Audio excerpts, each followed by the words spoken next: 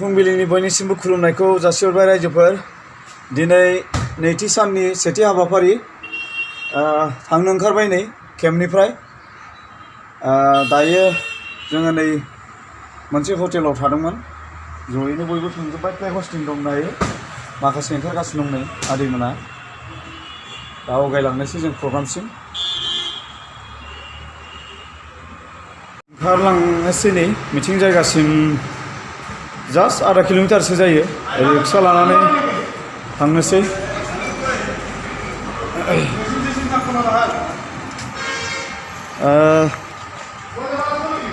जों थानाय बे हटेलनि मुङा नै अभिनन्दन भवन, बिभा भवन, बेवहाय थादों। दायो ओंखारलांसै नै रिक्साजों। रिक्सा फैबाय नै, लाखिबाय आङो। थांसै कलाक्षेत्र'লৈके मिटिंआव। बोलो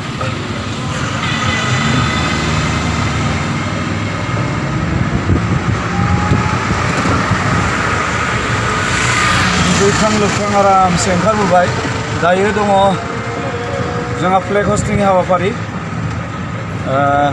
लाहार फाहार जागासिनो दं फ्लेग हस्टिंआ।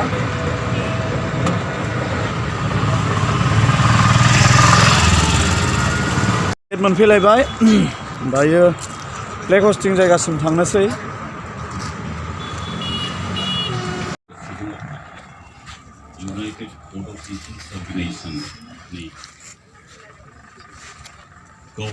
ओरै फारसे दङ नै पेरेड हान्जा।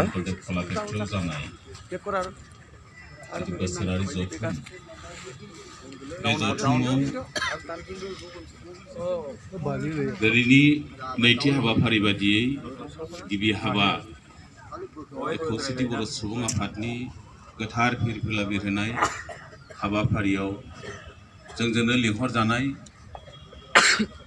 जोंनि खौसेथि बर' सुबुं आफादनि गायसनगिरि आफादगिरि, जोंनिनो बिदा गेदेर दानि बर' कसारि वेलफेयार समाज काउन्सिलनि मानगोनां चिफ आदा मिहिरेश्वर बसुमतारी, बेजों लोगोसे बर' कसारि वेलफेयार समाज काउन्सिलनि मानगोनां डेपुटि चिफ रमिय नार्जारि बिथां, बेजों लोगोसे बर' कसारि वेलफेयार समाज काउन्सिलनि गासैबो मानगोनां एम नोंथांमोन, आरो बेजों लोगोसे जोंनि खौसेथि बर' सुबुं आफादनि मानगोनां बोसोनगिरि नोंथांमोन, बाहेरनिफ्राय जों लिंहरजानाय फारियै जोंनि बोसोनगिरि आफा वीरेन्द्र कुमार ब्रह्म, इउनाइटेड बड' टिचार्स अर्गेनाइजेशननि गुवाहाटीनि ओरै फारसे दङ नै पेरेड हान्जा। कलाक्षेत्र'आव जानाय बोसोरारि जथुम, बे जथुमाव दिनैनि नैथि हाबाफारि बादियै गिबि हाबा खौसेथि बर' सुबुं आफादनि गोथार फिरफिला बिरहोनाय हाबाफारियाव जोंजोंनो लिंहरजानाय जोंनि खौसेथि बर' सुबुं आफादनि गायसनगिरि आफादगिरि, जोंनिनो बिदा गेदेर दानि बर' कसारि वेलफेयार समाज काउन्सिलनि मानगोनां चिफ आदा मिहिरेश्वर बसुमतारी, बेजों लोगोसे बर' कसारि वेलफेयार समाज काउन्सिलनि मानगोनां डेपुटि चिफ रमिय नार्जारि बिथां, बेजों लोगोसे बर' कसारि वेलफेयार समाज काउन्सिलनि गासैबो मानगोनां एम नोंथांमोन, आरो बेजों लोगोसे जोंनि खौसेथि बर' सुबुं आफादनि मानगोनां बोसोनगिरि नोंथांमोन, बाहेरनिफ्राय जों लिंहरजानाय फारियै जोंनि बोसोनगिरि आफा वीरेन्द्र कुमार ब्रह्म,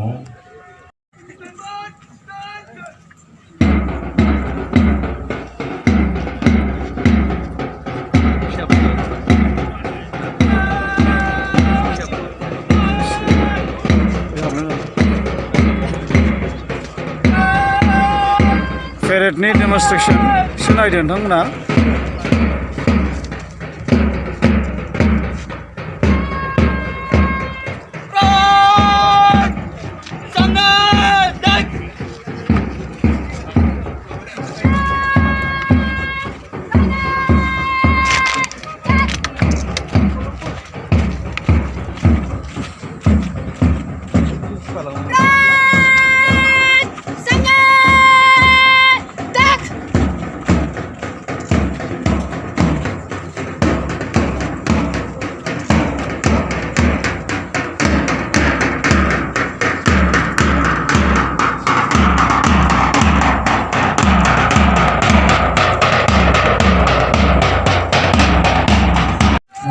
जोंहा दा नै मार्टियार्स बेखेवनायनि थाखाय लाहार फाहार जागासिनो दङ।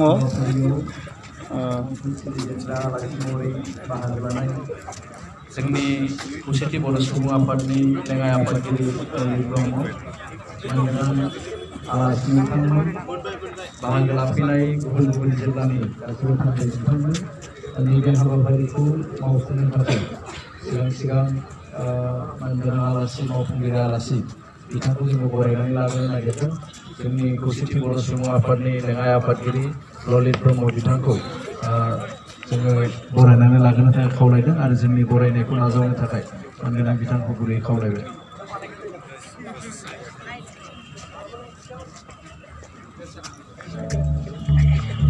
मानगोनां बिथांखौ हाबाफारिखौ मावफुंनो थाखाय आं खावलायदों। लोगोसे जोंनि बोसोनगिरि मानगोनां सुप्रेसर गयारि बिथांखौ नैथि दिननि नैथि हाबाफारि बियो मार्टियार्स बेखेवनाया।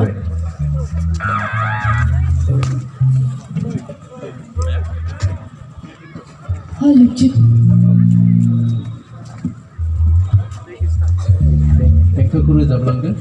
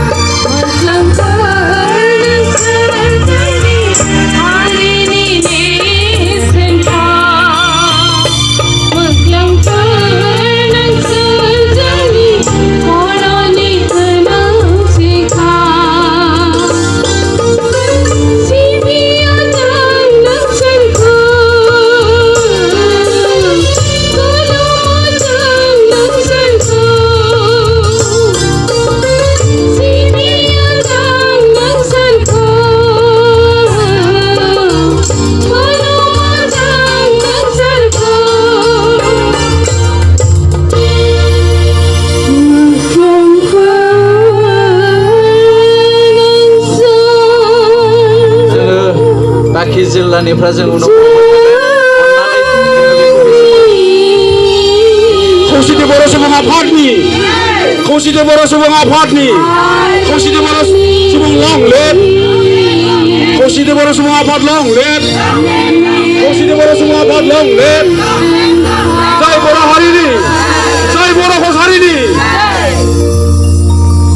Thank you.